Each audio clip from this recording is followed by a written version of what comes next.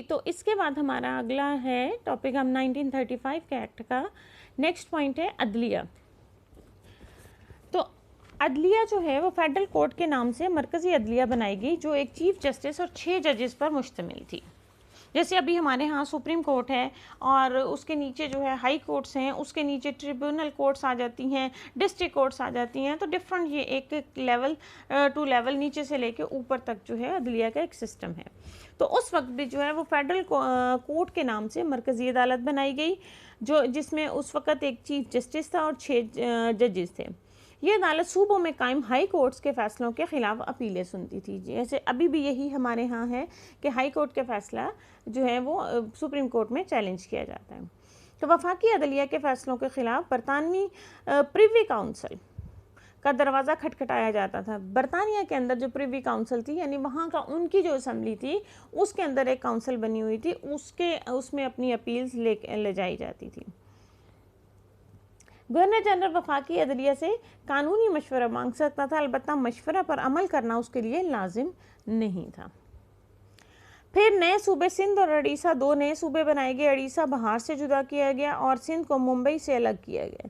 ये उस वक्त बहुत ज़्यादा बड़े इलाकों को सूबों का दर्जा हासिल था, लेकिन इतने बड़े इलाकों को जो है वो इंतज़ाम संभालना बहुत मुश्किल था। तो इस वजह से उड़ीसा और बिहार जो है वो इकट्ठा ये इंडियन के इलाके हैं, उसको अलग किया गया और सिंध को भी मुंबई से अलग किया गया और करने उसके बाद इनको सूबों का दर्जा अलग से दिया गया। सूबा सिंध का मुतालबा मुसलमान मुसलसल करते आ रहे थे और 1935 के एक्ट की रूह से इसे मान लिया गया, यानी सूबा सिंध जो है वो 1935 के एक्ट में बनाया गया। फिर सूबाई नज़्म व निस्क आ जाता है जी। सूबाई नज़्म व निस्क ये पीछे तो हमने सारा पढ़ लिया ना, वफाक में कैसी सारी चीज़ें उसमें की गई। सूबे का जो है वो सरबराह वो भी गवर्नर था, जिसे गवर्नर जनरल नामजद करता था। यानी एक ऊपर लेवल पे जैसे हमारे यहाँ प्राइम मिनिस्टर हैं, वज़ीर आज़म हैं और नीचे जो है वज़ीर आला हैं सूबों के अंदर। तो उस वक़्त ऊपर लेवल पे जो प्राइम मिनिस्टर की जगह था वो था गवर्नर जनरल, और जो सूबों में थे वो गवर्नर लगाए जाते थे। तो गवर्नर वफाकी हुकूमत का सूबों में नुमाइंदा था। तो अभी भी ऐसे ही है, गवर्नर जो सूबों के अंदर हैं वो वफाकी हुकूमत के ही नुमाइंदे होते हैं। सूबे में उसे वही मुकाम हासिल था जो मरकज़ में गवर्नर जनरल को दिया गया था। गवर्नर को गवर्नर जनरल के तरह बाज़ खुसूसी इख्तियारात सौंपे गए थे। गवर्नर के लिए अपने सूबे में गवर्नर जनरल के खुसूसी इख्तियारात के हवाले से उससे मुकम्मल ताउन करना ज़रूरी था।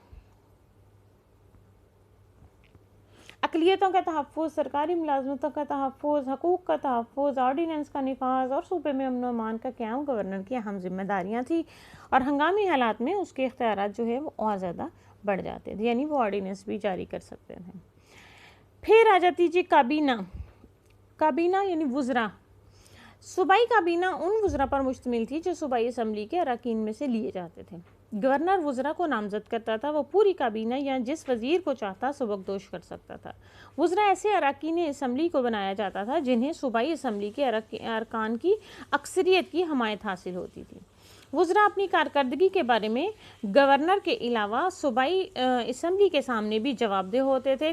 अब वज़ीर अपने ओहदे पर गवर्नर और असम्बली के अरकान की अक्सरियत की खुशनुदी हासिल करने के लिए फायज़ रहते थे जी। तो फिर हर सूबाई जो कानून साज असम्बली बनाई गई, उसमें हर सूबे के अंदर कानून साज असम्बली बनाई गई। बिहार, यूपी, असम, बंगाल, मद्रास और मुंबई, और जो आजकल अब इसका नाम मुंबई है, में 2 ईवानी, पंजाब, सरहद, सिंध, उड़ीसा में 1 ईवानी मुकन्ना बनाएगी।